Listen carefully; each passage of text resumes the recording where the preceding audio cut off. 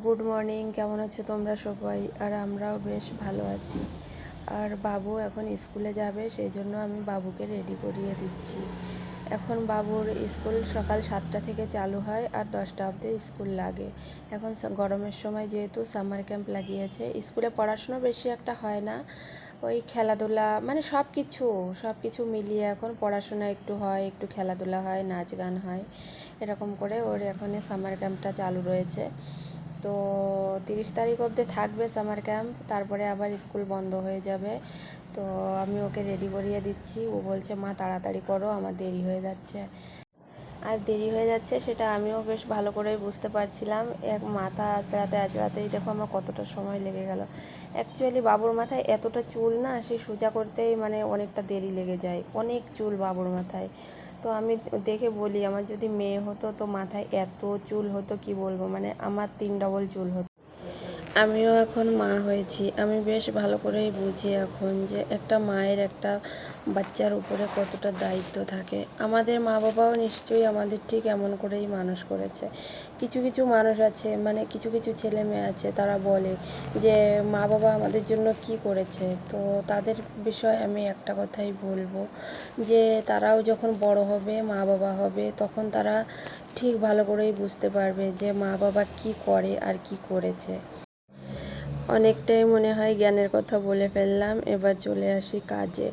এই যে রোজের যে জামা প্যান্ট হয় আমার থেকে বাবুর বেশি হয়। মানে বাবু দিনে যে কতবার জামা প্যান্ট পাল্টায় তা আমি গুণে বলতে পারবো না।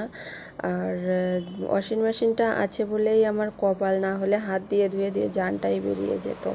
তো জামা প্যান্টগুলো ধুয়ে নিয়ে চলে এসেছি আমার ছোট্ট ফুলের বাগিচায়। এখন অবশ্য ফুলের বাগিচা বললে ভুল হবে, কেননা এখানে আমি সবজিও লাগিয়েছি, পিপলি গাছ লাগিয়েছি, পুঁই শাক গাছ লাগিয়েছি, সেই জন্য। আর দেখো একটাই গোলাপ ফুটেছে, ওই যে এই গোলাপটা প্রথমে পিঙ্ক কালার হয়, তারপরে আস্তে আস্তে সাদা হয়, অরেঞ্জ হয়, গ্রিন হয়, মানে 3-4 কালার বদলায় গোলাপটা। তো দেখতে খুব ভালো লাগে।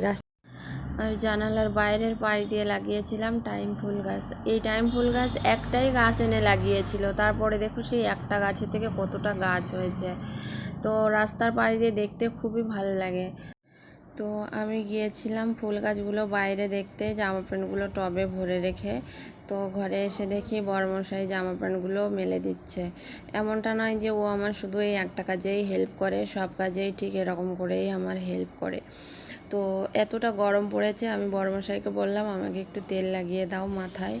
তো ও আমাকে তেল লাগিয়ে দিচ্ছিল।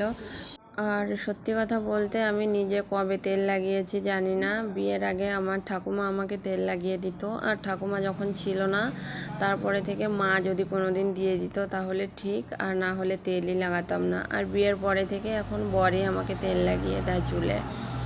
তো তেলটা লাগিয়ে আমি চলে এসেছি স্নান করে রান্না করতে। তো আজকে চিংড়ি মাছ ওর শসা আলু দিয়ে